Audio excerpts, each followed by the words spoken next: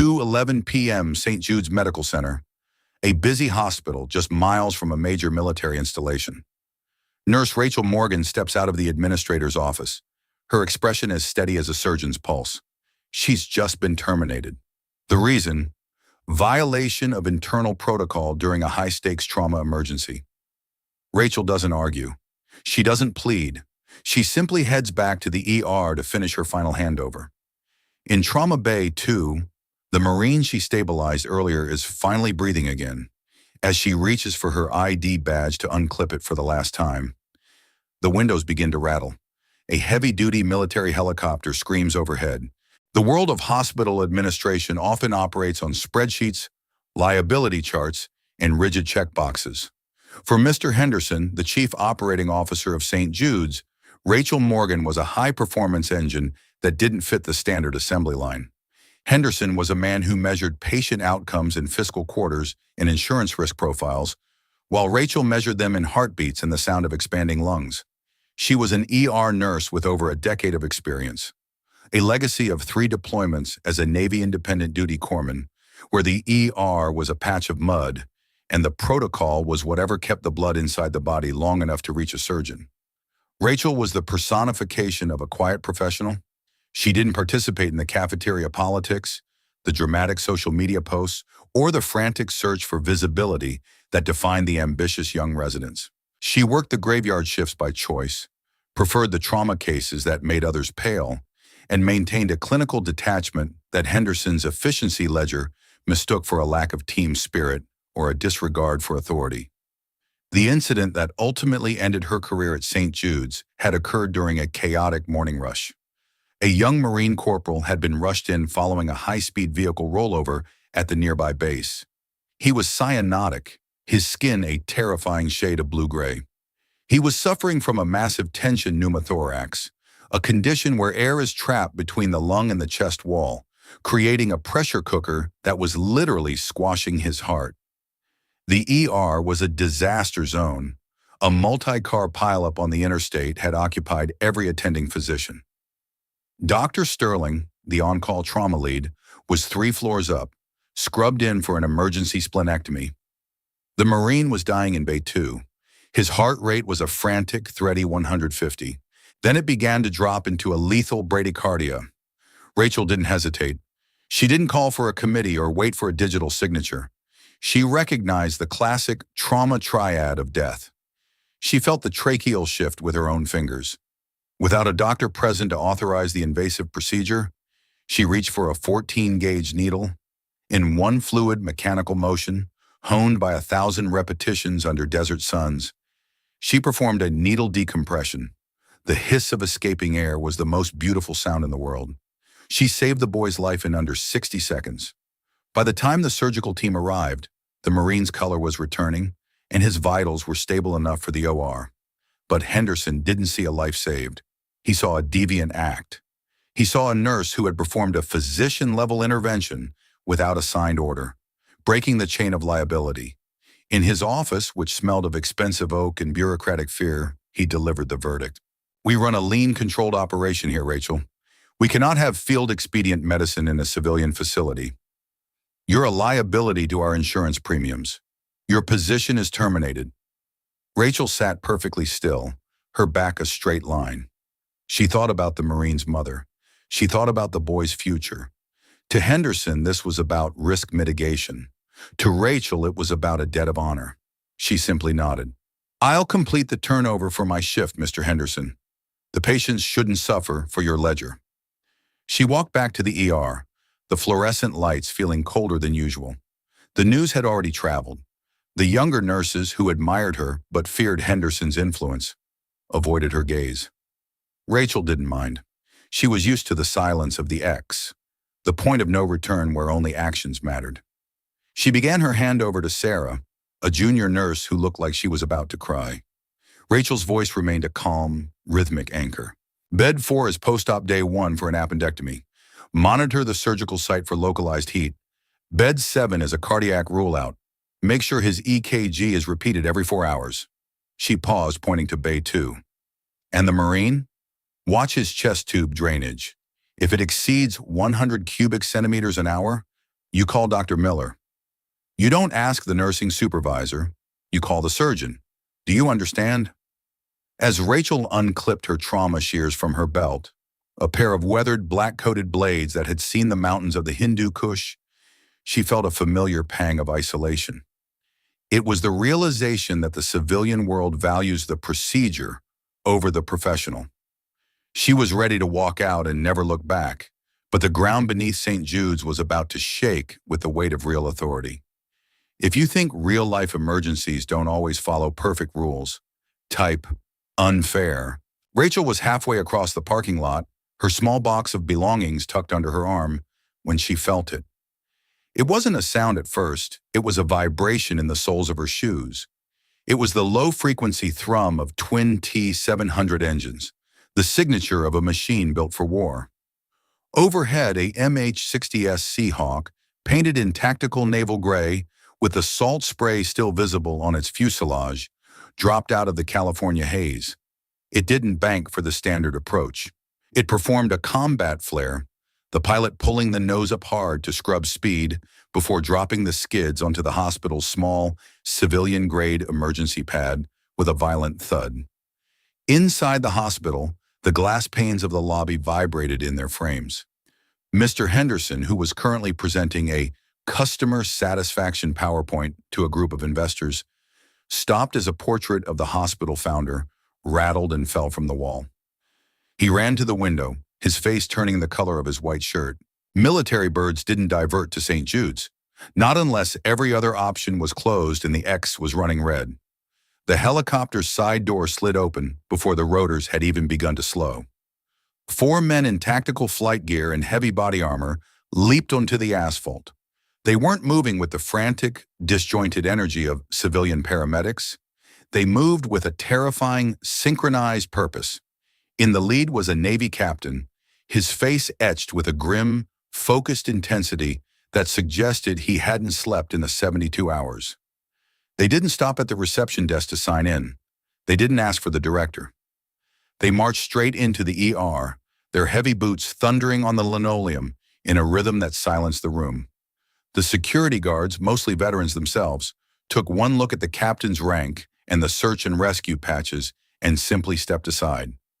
Mr. Henderson hurried into the ER, trying to reassert his bureaucratic authority. "Gentlemen, I am the Chief Operating Officer. This is a restricted area. If you have a casualty, we have a triage protocol." The Navy captain didn't even slow down. He brushed past Henderson as if the man were made of smoke. He scanned the nurse's station, his eyes sharp and observant. "Where is Nurse Rachel Morgan?" Henderson froze. The investors behind him looked at each other, sensing a shift in the wind. "Rachel? Sir, there must be a mistake. We've actually just processed her out.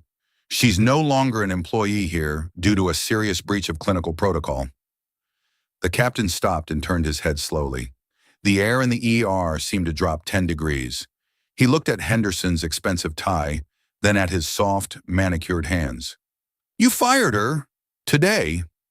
"It was a necessary administrative decision, sir," Henderson stammered, his bravado leaking. "We have a standard of care that requires—" The captain didn't let him finish. He turned to one of his medics. "Search the perimeter. Find her." Then he looked back at Henderson, his voice a low growl. "We have a Tier 1 operator on that bird with a multi-system blast injury. He's got internal shrapnel displacement that has caused a shifting tension pneumothorax. Our base surgeons are grounded by a microcell storm at the airfield. Rachel Morgan is the only person within 100 miles who has successfully managed a double ventilation field thoracostomy in a high-pressure environment during the X scenario in 2019. If that man dies because you were busy checking your protocols, I will personally make sure the Navy's legal department becomes your permanent shadow." Back in the parking lot, Rachel had her hand on the door of her old sedan. She heard a voice that belonged to a world she thought she'd left behind. "Sergeant Morgan! Doc!" She didn't turn around out of habit. She turned around out of duty. She saw a young corpsman running toward her, his face covered in hydraulic fluid and sweat. He was wearing the Trident patch of the SEAL teams. "Sergeant, we need the black box technique. The captain is inside. We've got a brother on the bird who's running hot. He's showing the same symptoms as the Valley case, but the shrapnel is migrating. We can't stabilize the pressure. Rachel didn't ask about her severance package. She didn't ask about Henderson's permission. She simply dropped her box of belongings into the dirt, unzipped her jacket to reveal her scrubs, and began to run toward the thrumming helicopter. In that moment, she wasn't a terminated employee or a liability.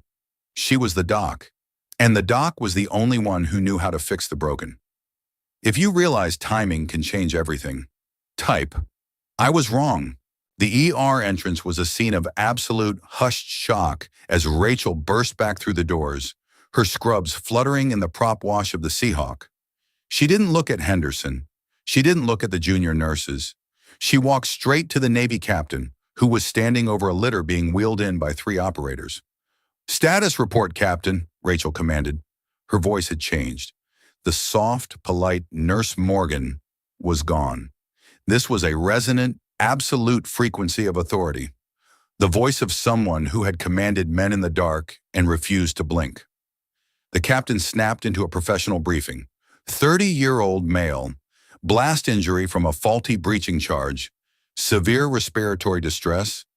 We've got a massive internal bleed masking a potential tension pneumothorax on the left, but he's also got a penetrating wound near the subclavian. If we decompress the chest the standard way, we might blow the clot on the artery. If we don't, he's dead before the next pulse. Anchor. Rachel processed the data with the speed of a combat computer. She looked at the senior surgeons who were standing paralyzed by the trauma bay. Dr. Miller, the only surgeon who had always respected Rachel's instincts, stepped forward. Rachel, the portable X-ray is coming, but we need the CT scan. We don't have the landmarks to... We don't need a picture, Miller, Rachel interrupted, her eyes locked on the patient's struggling chest. We need to palpate the displacement. If the third rib is fractured inward, it's acting as a natural clamp for the artery. We need to create a manual vent at the 5th intercostal space, posterior lateral. It's a blind entry. That's not in the surgical handbook, Henderson shouted from the safety of the nurse's station, desperate to maintain some control. Rachel, I am ordering you to stop. You are a civilian with no standing in this facility. The Navy captain didn't even look at Henderson. He reached out and grabbed the administrator's shoulder, a grip that looked like it could crush granite. This is a matter of national security and the life of my best operator. This nurse is a decorated combat veteran who has been cited for medical innovation under fire. If you say one more word about standing, I will have my men escort you out of your own building in zip ties. Do you understand me, Mr. Henderson? Henderson's jaw dropped. The investors he had been trying to impress looked at him with visible disgust. They were watching a master of her craft being held back by a man with a clipboard and a crooked tie. The casualty was wheeled into the trauma bay. The room was a mess of blood, tactical gear, and the sharp scent of ozone. The hospital's junior staff began to panic as the monitors started to scream. The patient's heart rate hit 160 and then suddenly flatlined into a lethal rhythm. Sarah, get me a large bore needle and a 3-way valve. Now, Rachel commanded. She looked at Dr. Miller. Miller, I need you to hold the pressure on the subclavian. Don't look at the screen. Look at my hand. When I say vent, you release for exactly half a second to let the pressure equalize. Then you lock it down again. If you miss the timing by even a millisecond, we lose the artery. Ready? Dr. Miller, a man with 20 years of surgery under his belt, didn't hesitate. He took his position. He realized in that moment that he wasn't the lead surgeon. He was the assistant to a level of experience he couldn't find in a medical journal or a textbook. For the next 8 minutes, the ER became a cathedral of silence, broken only by the rhythmic beep of the flat line and Rachel's short, sharp orders. She worked with a precision that was almost hypnotic. She was reading the body through her fingertips, feeling the vibration of the trapped air, the tension of the skin, the micro-rhythm of the bleeding. She was performing a procedure that the hospital board would have called impossible. She made the incision. She guided the vent. Her eyes were soft, a sniper's technique to maintain peripheral awareness while focusing on a single, lethal point. Vent! Now! Miller released. The hiss of air was violent and sharp. Lock it! Miller clamped down. A sudden, steady beep, beep, beep filled the room. The patient's chest, which had been dangerously distended, immediately began to rise and fall in a regular, deep rhythm. The monitor showed a strengthening pulse. Pressure is stabilizing, Sarah whispered, tears streaming down her face. He's back. My God, he's back. The Navy captain let out a breath he had been holding since the bird took off. He looked at Rachel, who was currently suturing the vent in place with the same mechanical calm she had used to hand over her shift an hour ago. There was no celebration, no high fives, just the relentless pursuit of the mission. Textbook, Sergeant, the captain said, his voice thick with respect. Actually, better than the textbook. You just saved the most valuable asset in my command. Rachel looked up, a single bead of sweat rolling down her forehead. She didn't look for applause. She didn't look at Henderson to enjoy her victory. She just looked at her patient. He needs the ICU, Miller. Level 4 monitoring. Watch for a secondary bleed. I've secured the artery, but the shrapnel is still live in there. Move him. As the military team prepped for the final transfer to a secure facility, the hospital staff stood in the hallway, watching Rachel in a new, blinding light. The extra nurse they had dismissed was the only person who could do what had just been done.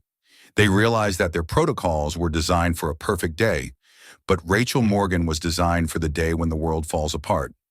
If you believe real experience can't be replaced by paperwork type, I owe you. Oh, the helicopter rotors finally spun down to a halt on the pad, leaving the hospital in a heavy, echoing silence that felt louder than the noise. The operator was safely moved into the intensive care suite, guarded by 2 armed sailors who stood like stone statues at the door. Rachel stood at the nurse's station, washing the copper scent of blood from her hands with methodical, surgical care. Mr. Henderson approached her. He looked smaller now, as if the air had been let out of his ego. His walk was hesitant, and his expensive tie was severely crooked. Behind him, the senior medical board members were arguing in hushed, frantic tones. They knew that if word got out that they had fired the woman who had just performed a miracle for the Naval Special Warfare Command, the PR disaster would be terminal. The investors were already asking questions about leadership judgment and core competence. Rachel, Henderson started, his voice cracking. He cleared his throat and tried to regain some of his administrative dignity. We may have acted with incomplete information this morning. The board has reviewed your file again, specifically the military addenda we hadn't fully integrated into our local risk profile. We'd like to offer you a full reinstatement, effective immediately, with a significant promotion to ER trauma liaison and a seat on the protocol board. Rachel dried her hands on a sterile towel. She looked at Henderson, not with anger or spite, but with a profound, weary clarity. You didn't act on incomplete information, Mr. Henderson. You acted on a spreadsheet. You saw a procedure that didn't fit your insurance codes, and you decided it was easier to lose a human being than to defend a life. You saw an extra when you should have seen an anchor. Now let's be professional, Henderson pleaded, glancing nervously at the Navy captain, who was still watching from the doorway. We want you here. You're clearly the most capable clinician we have. I've always been the same nurse, Henderson, Rachel said quietly, her voice carrying across the silent ER. I was the most capable person you had at 9 a.m. when you told me I was a liability. The only thing that changed is that someone with stars on their collars showed you my worth. If the helicopter hadn't landed, you would still think I was a rogue element. That's not leadership. That's fear. Dr. Miller walked over, placing a hand on the counter. He's right about one thing, Rachel. We need you, not for the title, but for the culture. I've been a doctor for 20 years, and today I was just a student. Teach us how to be ready when the rules aren't enough. Rachel looked around the ER. She saw the younger nurses watching her, their faces filled with a mixture of awe and a new kind of hope. She saw Sarah, who was still holding the trauma shears Rachel had discarded earlier. Rachel realized that her mission wasn't just to save the soldiers. It was to save this hospital from its own bureaucracy. I won't take the promotion, Rachel said to Henderson, but I will stay, under one condition. The protocol for immediate life-saving intervention in this ER is rewritten by the medical staff. The people who actually touch the patients, not the administrative board. We trust the hands, not the checkboxes. And you stay in your office and manage the spreadsheets. You don't walk onto my floor again. Henderson nodded vigorously, desperate to end the nightmare and keep the investors happy. Anything, whatever you and Dr. Miller decide. The Navy captain approached Rachel, offering a crisp, respectful salute, a rare gesture to a former sergeant in a civilian setting. Sergeant Morgan, I've been instructed to inform you that the Marine you stabilized this morning, the first one, is already asking for your name. You've got a lot of brothers in the barracks who owe you their lives today.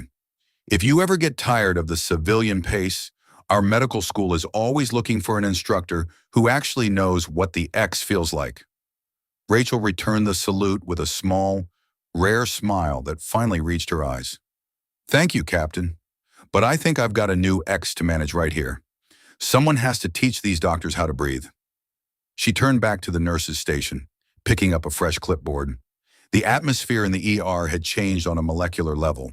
The whispers were gone, replaced by a focused, disciplined energy. The staff realized that they were being led by a woman who didn't need a title to command respect. She only needed a mission. Sarah, Rachel called out, her voice clear and certain. Bed 5 has a persistent cough and a low-grade fever. Let's do a full lung assessment. And this time, we're going to look deeper than the charts. We're going to listen to the breath. Cornhorn, if you believe humility is the mark of true professionals, type, I will live honorably. In our modern world, we are taught to value the loud. We are taught that the person with the most followers, the most degrees, or the most impressive title is the one who deserves the most respect. We judge books by their covers every single day, dismissing those who don't shout their accomplishments from the rooftops, assuming their silence is a sign of insignificance or a lack of ambition. But the story of Rachel Morgan is a reminder of a deeper, more profound truth that our society often forgets. True competence is often quiet. It doesn't need to brag. It doesn't need to prove itself to an administrator with a spreadsheet or a marketing team with a brand. Real skill is found in the steady hands and the focused gaze of someone who has stared into the absolute chaos of existence and refused to blink. It is the result of thousands of hours of unseen study, relentless practice, and the iron discipline to remain calm when the rest of the world is screaming for an exit. In the military, they have a saying, beware the quiet ones. It's not a threat, it's a warning about underestimating the power of a disciplined mind. The people who solve the hardest problems, the ones who hold the world together when the plans fall apart and the machines fail, are rarely the ones seeking the spotlight. They are the ones in the back of the room, observing, learning, and waiting for the moment they are needed. They are the invisible pillars of our society. Rachel Morgan didn't fail the hospital failed her. It failed to see that a resume is a poor metric for a person's soul. It failed to recognize that a nurse's true value is measured in heartbeats, in clarity under pressure, and in the courage to do what is right when the rules are wrong.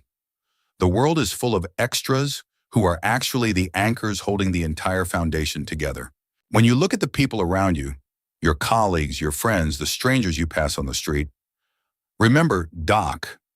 Remember that the person you might be dismissing as just a nurse, just a clerk, or just a support staff might be the same person who would crawl through fire to save you without ever asking for a thank you or a medal. Respect isn't given to the rank, it's given to the character.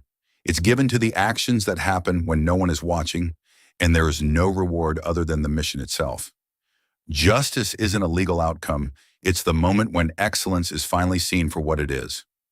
Rachel eventually became the lead medical liaison for the entire region, bridging the gap between civilian and military trauma care. She never raised her voice. She never sought the cameras. She just taught them how to be the silence in the storm. She taught them that the highest calling isn't to follow the rules. It's to be ready for the moment when the rules break. Always look deeper. Always value the quiet professional. Because one day the rotors will begin to thrum, the sky will turn gray, and you'll find yourself praying for someone like Rachel Morgan to reach out and hold your world together. If you believe the quiet professionals who solve the hardest problems deserve recognition, leave a comment, and subscribe to The Veteran Story. We tell the stories behind the calm minds that change everything.